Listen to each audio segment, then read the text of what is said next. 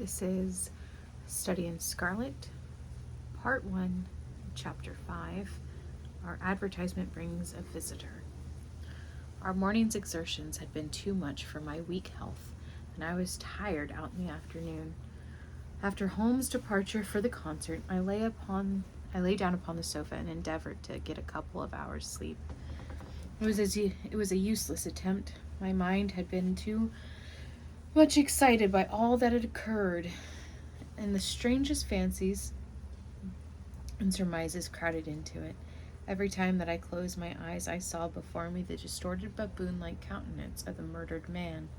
So sinister was the impression which that face had produced upon me that I found it difficult to feel anything but gratitude for him who had removed his owner from the world.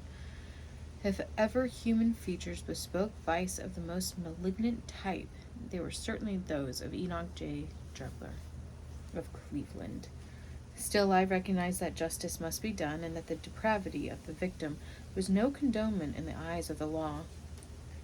The more I thought of it, the more extraordinary did my companion's hypothesis that the man had been poisoned appear. I remember how he sniffed his lips, and had no doubt that he had detected something which had given rise to the idea. Then again, if not poison, then what had caused the man's death, since there was neither wound nor marks of strangulation? But on the other hand, whose blood was that which lay so thickly upon the floor?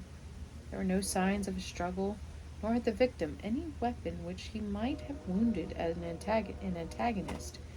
As long as all these questions were unsolved, I felt that sleep would be no easy matter, either for Holmes or myself. His quiet, self-confident manner convinced me that he had already formed a theory which has explained all the facts, though what it was I could not for an instant conjecture. He was very late in returning, so late that I knew that the concert could not have detained him all the time. Dinner was on the table before he appeared. "It was magnificent," he said, as he took his seat. "Do you remember what Darwin says about music? He claims that the power of producing and appreciating it existed among the human race long before the power of speech was arrived at. Perhaps that is why we are so subtly influenced by it. There are vague memories in our souls of whose misty centuries when the world was in its childhood." "That's rather a broad idea," I remarked. "One's ideas must be as broad as nature's if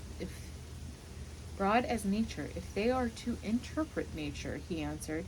"What's the matter? You're not looking quite yourself.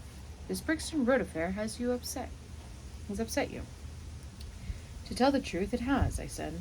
"I ought to be more case-hardened after my Afghan experiences. I saw my own comrades hacked to pieces at Maywand without losing my nerve.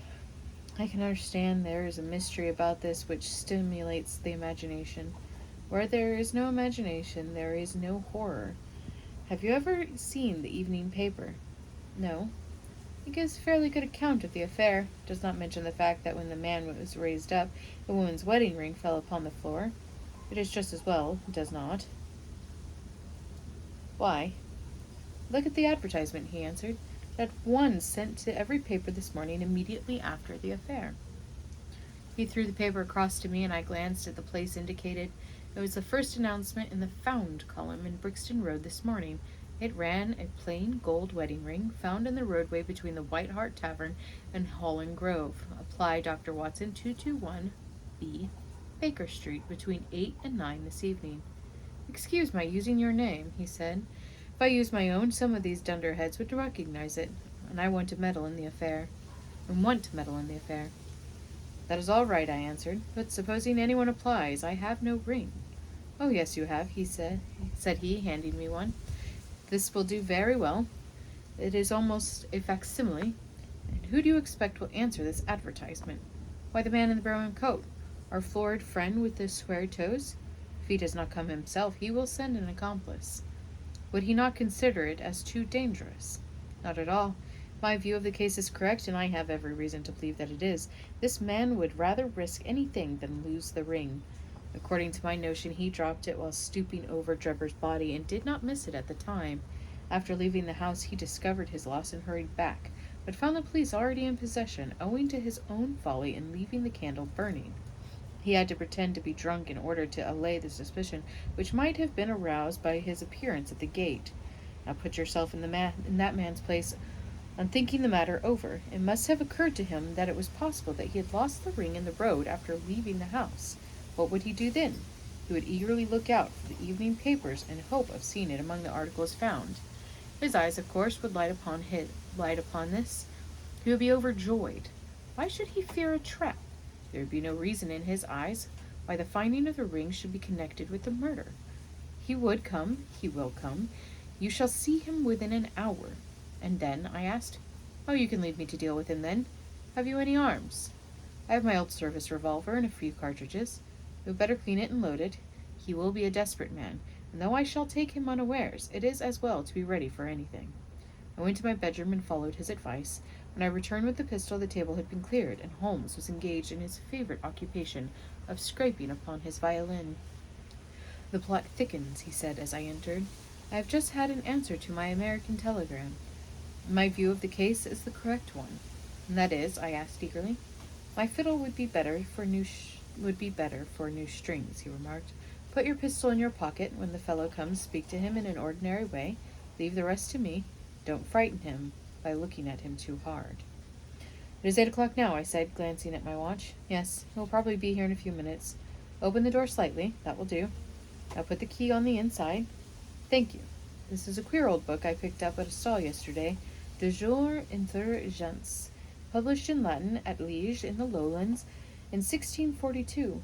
Charles's head was still firm on his shoulders when this little brown-backed volume was struck off. Who is the printer? Philippe de Croix.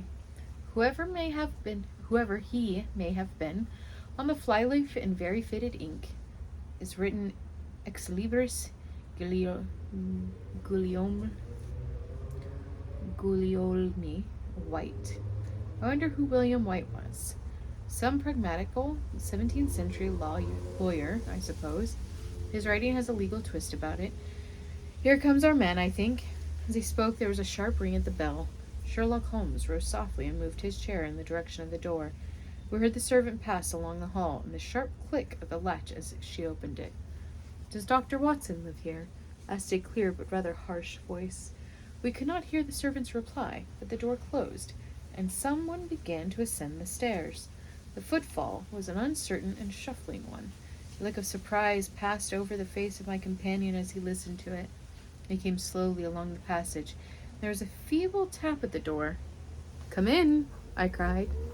At my summons, instead of the man of violence whom we expected, a very old and wrinkled woman hobbled into the apartment. She appeared to be dazzled by the sudden blaze of light, and after dropping a curtsy, she stood blinking at us with her bleared eyes and fumbling in her pocket with nervous, shaky fingers. I glanced at my companion, and his face had assumed such a disconsolate expression that it was all I could do to keep my countenance. The old crone drew out an evening paper and pointed at our advertisement.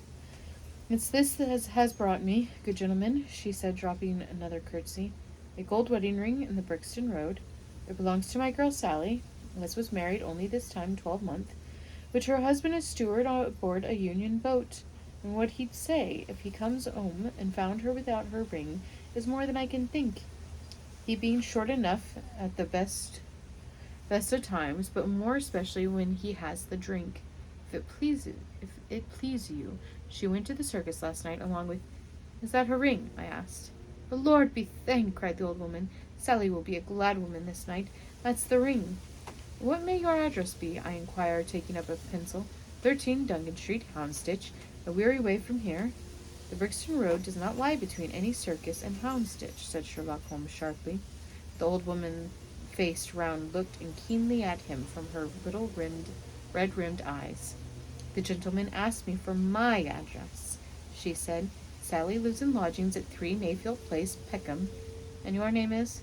"My name is Sawyer. Hers is Dennis, which Tom Dennis married her, and a smart, clean lad, too, as long as he's at sea, and no steward in the company more thought of but when on shore. What with the women, and what with liquor shops—" "Here is your ring, Mrs. Sawyer," I interrupted in obedience to a sign from my companion. "It clearly belongs to your daughter, and I am glad to be able to restore it to the rightful owner. With many crumbled blessings and protestations of gratitude, the old crone packed it away in her pocket and shuffled off down the stairs. Sherlock Holmes sprang to his feet the moment that she was gone and rushed into his room. He returned in a few seconds, enveloped in an ulster and a cravat. "I'll follow her," he said hurriedly. "She must be an accomplice and will lead me to him. Wait up for me." The hall door had hardly slammed behind our visitor before Holmes had descended the stair.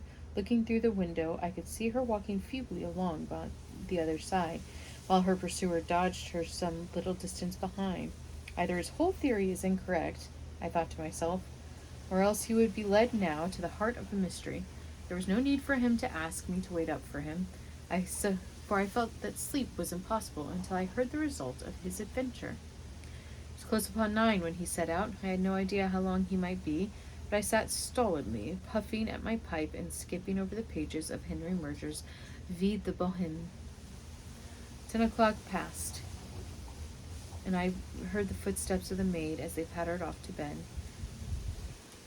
La vie bohème, vie de bohème. Okay, sorry, I got stuck on that. 10 o'clock passed, and I heard the footsteps of the maid as they pattered off to bed. 11, and the more stately tread of the landlady passed my door. Bound for some destination, it was close upon 12 before I heard the sharp sound of his latchkey. The instant he entered, I saw by his face that he had not been successful. Amusement and chagrin seemed to be struggling for the mastery, until the former suddenly carried the day, and he burst into a hearty laugh. "I wouldn't have the Scotland Yarders know it for the world," he cried, dropping into his chair. "I have chaffed them so much that they would never have let me hear the end of it. I can afford to laugh, because I know that I will be even with them in the long run." "What is it, then?" I asked. "Oh, I don't mind telling a story against myself. That creature had gone a little way when she began to limp and show every sign of being footsore. Presently she came to a halt and hailed a four-wheeler which was passing. I managed to be close to her so as to hear the address, but I need not have been so anxious, for she sang it out loud enough to be heard at the other side of the street. 'Drive to 13 Duncan Street, Houndsditch,' she cried. This begins to look genuine, I thought, and having seen her safely inside, I perched myself behind. That's an art which every detective should be an expert at. Well, away we rattled, and never drew rein until we reached the street in question.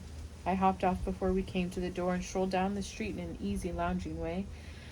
I saw the cab pull up, the driver jump down, and I saw him open the door and stand expectantly. Nothing came out, though. When I reached him, he was groping about frantically in the empty cab, giving vent to the finest assorted collection of oaths that ever I listened to. There was no sign or trace of his passenger, and I feared it would be some time before he gets his fare. On inquiring at number 13, we found that the house belonged to a respectable paperhanger named Keswick, and that no one of the name either of Sawyer or Dennis had ever been heard of there. "You don't mean to say," I cried in amazement, "that tottering, feeble old woman was able to get out of the cab while it was in motion without either you or the driver seeing her?" "Old woman be damned," said Sherlock Holmes sharply. "We were the old woman to be so taken in. Must have been a young man, and an active one, too. Besides being an incomparable actor, the get-up was inimitable.